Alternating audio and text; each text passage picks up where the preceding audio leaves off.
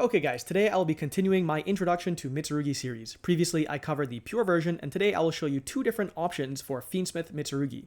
I will show you both a more generic meta kind of version of the deck, and I'll also show you how you can use Duke of Demise to turn almost any Fiendsmith card into full Mitsurugi combo.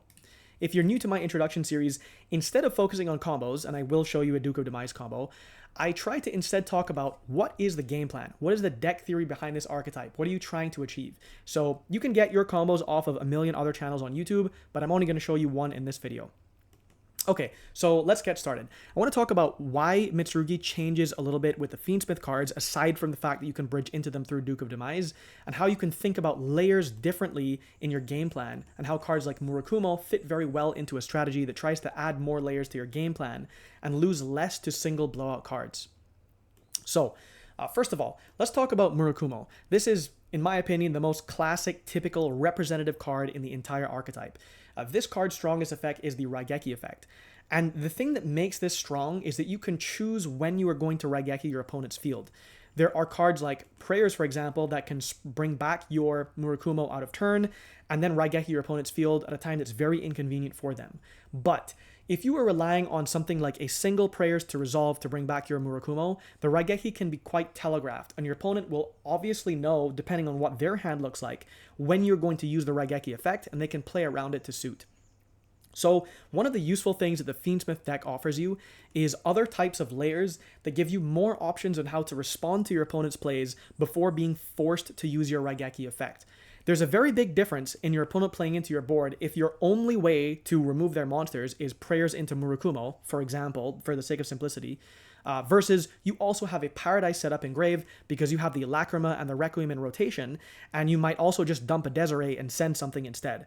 So making your opponent more confused, showing them that you have more ways to play into whatever they're trying to do, makes your deck a lot stronger and gives you more flexibility in how you want to achieve your game plan.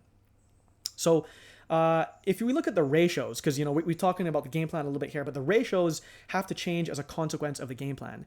You can't just play 3 Aramasa and all the other cards you want to play multiples of if you're trying to fit Fiendsmith cards into your deck. Now, I don't actually think you need to stick to a clean 40.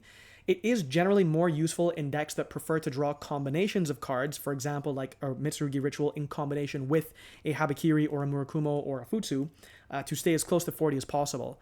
However, if you want to play a higher number of Fiendsmith cards, I think it is worth it to go a few over 40, and going to 43 and then playing cards that you don't want to draw, like the Paradise or in some cases the Mirror and in some cases the Luri, I think that's actually fine. If you are playing the Mulch Army strategy, there isn't as much pressure on you to use deck space for your non-engine because these are much higher impact type cards that will often force your opponent into half boards. However, you should recall that what you see in YCSs is not actually real-life Yu-Gi-Oh!, and all of these major events are a fraction of the games of Yu-Gi-Oh! That are actually played. When you go to your locals, you can also just play mass low-impact hand traps like Imperm, Ash Blossom, Effect Veiler, whatever you want, and that will still work. In fact, there are some cases where you will hurt yourself by just copying meta trends when you draw multiple Charmies going first and those cards are completely bricked, or if you have drawn the Charmies going second and your opponent makes a half board, which actually works and you can't play through it. So just remember that you don't actually need to copy all of this meta stuff from YCSs, and that's why I'm only mentioning it as a kind of a footnote here in terms of your ratios. You do actually have space to convert all of these into other low impact hand traps, and that may work better for you if you're more comfortable with that or you're just playing at a locals level. In terms of other decisions in the deck, there are some things that a lot of players do, like cutting Mitsurugi Ritual to 2 to try to stick closer to 40, or cutting the Engraver to 2 also to stick closer to 40. I think that some of the best cards in the entire deck should be at 3, and even though Ritual does not work entirely on its own, you have to have something else in combination. It's usually the cards where you've drawn multiple ways to play, or the hands where you've drawn multiple ways to play, that are the hands that are hardest for your opponent to stop. So I don't think you should punish yourself by reducing those extremely good 2-card combo hands by removing really, really good cards in your deck. You don't have to play Sanct. This is more for having other ways to play around Droll. Tract is generally a better card in terms of the resource economy, but Sanct obviously is good in a deck that loses 2 Droll. In terms of maining Droll, this card can be risky to play because if you are under your own Droll, just remember that how these cards work, the basic Mitsurugi cards, These will not be able to work when tributed, because these say if this card is tributed, you can add one Mitsurugi card from your deck to your hand except itself, then you can special summon this card. So if you cannot add because you're under your own droll, you also cannot bring this back from grave. So you will majorly damage your own resource economy if you have drolled yourself, and then you have to tribute your Murakumo to bring it back and get the Raigeki effect or whatever. So just keep that in mind when you're thinking about what cards you want to main. Obviously, that doesn't really matter as much on your turn 0 if you have no monsters on board and you're drolling your opponent, so you still can main this card. It is strong. You just have to think about the drawbacks, and there are enough decent low impact hand traps like Veiler or Ghost Bell that you still can fill your deck with those types of cards, and maybe even a third nib. Or maining like a Talents, or if you want to main a whole bunch of different cards, like one of each of all the hand traps and also a cross out, I guess you can do that. Okay, so let me show you the Duke of Demise stuff, and that will help me talk about the game plan a little bit more. Super quick note on how you have to change your engine requirements, though, is because you are going for a Chorozo line, you have to play cards in your extra deck that allow you to make the Chorozo effectively, and so there is less space in your extra deck. Now, Mitsurugi is a deck that doesn't really care too much about extra deck space. You can even play stuff like in the pure version, like Pot of Extravagance, so you really don't care about your extra deck, this is really just like an option for you, where if you are playing the Fiendsmith cards, then obviously you are going to be using your extra deck, and so we definitely have the space for that. I probably would not cut cards like Dynamondo, which are generically very useful. This is one of the other cards that gives you another way to bring back your Murakumo or whatever else out of turn and get your Raigeki whenever you want, or if you've lost a Futsu, get back your Futsu, whatever it is that you need to do.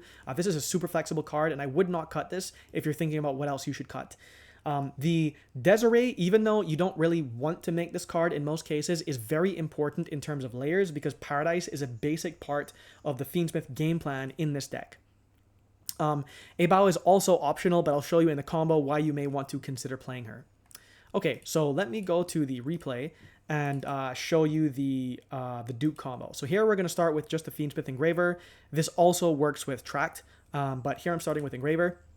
So we will Engraver, we will search for the Tract. Now we will activate the Tract, which will give us the Lurry. We'll discard the Lurry, bring the Lurry back, and obviously we have no other cards in hand, right? So this is a true one-card combo if uninterrupted. Now the Lurry will go into a Requiem. The Requiem will attribute itself to bring out a Lacrima. The Lacrima will dump another Engraver. And one thing that is important to note here, if you haven't been keeping up with Yu-Gi-Oh! Recently, is I don't think there's any reason why you don't make Necrocrypt Princess here, because if your opponent tries to Bell you or Bestial you or use some other type of effect when you bring back your Engraver, you may be able, depending on the card that they've used, to draw a card. Because remember, this says if a monster is sent from the hand to the graveyard to activate a card or effect. So this does not work on Bestials. Maybe I shouldn't have said it confusingly, but with something like Bell or Ash or Veiler, whatever they're using it on. Like if you have other monsters on your field, whatever they're doing, if you meet the requirements for this, you get to draw a card. So you probably should just make the Necrocrypt Princess first and get in the habit of doing that. Okay, so now we can bring out the Engraver by shuffling back. In this case, I just shuffle back the other Engraver, but you could also shuffle back the Lurry if you started with a Tract. Now you go for the sequence. So worth mentioning that is typically the nib check, and Wave Hiking Caesar is an extremely strong card, so I think most people probably will nib you there. But you're going to go into the sequence, and you're going to use the sequence to shuffle back to go into the Duke of Demise. So one thing that's important to note about what you shuffle back is you do not want to lose access to your Lacrima and your Requiem, because this is how you get your Paradise out of turn and dump your Desiree and have that additional layer. So even if none of this works, it kind of doesn't matter in the sense that you are getting a very, very strong interaction in the Paradise layer.